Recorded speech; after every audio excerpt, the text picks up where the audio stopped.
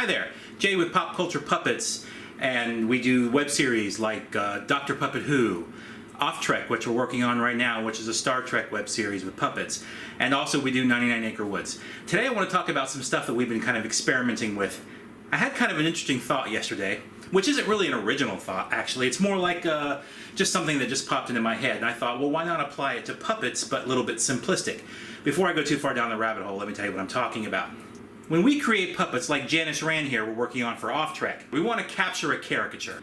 That definitely, if somebody looking at it says, okay, yes, that's Janis Rand, of course that's Janis Rand, but at the same time has its kind of own visual style. So what we came up with yesterday and we're experimenting with was trying to create a way of doing noses and facial features quickly. I wanted to show you a little bit about how we do it now and kind of where things are going. Everybody's heard of 3D printing, and we use 3D printing a lot here. And if you follow any of our videos, you probably know that we've been 3D printing and building a Doctor Who console that's going to be working and functional for the next part of our web series after we finish A Leak in Time. And that's really cool, because we've wanted a practical set for a long time. But what else can we do with 3D printing? Let me show you. So the software that we're talking about is any 3D printer has its own software. We're using Affinia. What I did was I whipped up a quick nose that I sculpted. And I used a program called 3D Studio Max because I do all of our animations and models in Max for the Doctor Who and some of the Star Trek stuff. So if you see here, we've got our nose.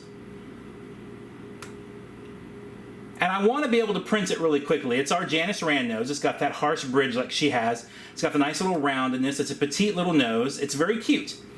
So I can take my 3D printer and I can say, okay, how long, I'm going to do a print preview, how long is this going to take to print? I don't have a lot of time, so I'm just going to say standard, here we go. And it's going to run through all the different layers, slicing that nose into a bunch of different layers until it comes out. And see, it says 101 layers. It's going to take me 24 minutes. What that tells me is that I can make a custom nose for a character in under half an hour. Any standard nose. If I wanted to make a crazy looking one, like say a Klingon nose, well, I've got one for that too. So there's a Klingon nose, and you can compare it in size to the Janis Rand nose. It's much larger. It's wide.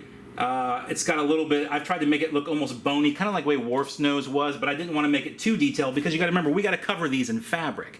So any extreme detail is going to get lost with the fabric, so I have to add that after the fact. So that Klingon nose looks like this. Whoops, almost dropped it.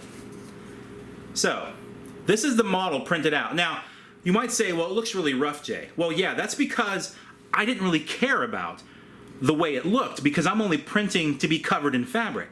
So I printed it out at 0.35, which doesn't seem like much, but it means that there's not hardly any gaps between the ribs. You can kind of see them when you look at it. And I didn't care because the fabric's going to blend all that away. Normally, for models I print out for other things, I print it out at 0.1 or 0.15 so that it's a really fine resolution. But for these noses, it didn't matter, and it also made it print a lot faster. Okay, so here's Janis. Here's her new nose. And it'll kind of stay on its own right now because the back of it has those extra barbs from being on the printer. I don't know that I've got that even. I don't quite have it even. So you can kind of get an idea of what it's going to look like on the finished puppet when it stays. Now the real nose will be attached, of course, and then we'll add the eyes and the rest of the facial features. The hard part's going to be her hair, trying to do that crazy beehive that she created. Hey, if anybody out there has any good suggestions on how to do that, send me a line, would you? Anyway, I hope you enjoyed the video, and please be aware we're going to have a lot more coming up soon. Have a good one.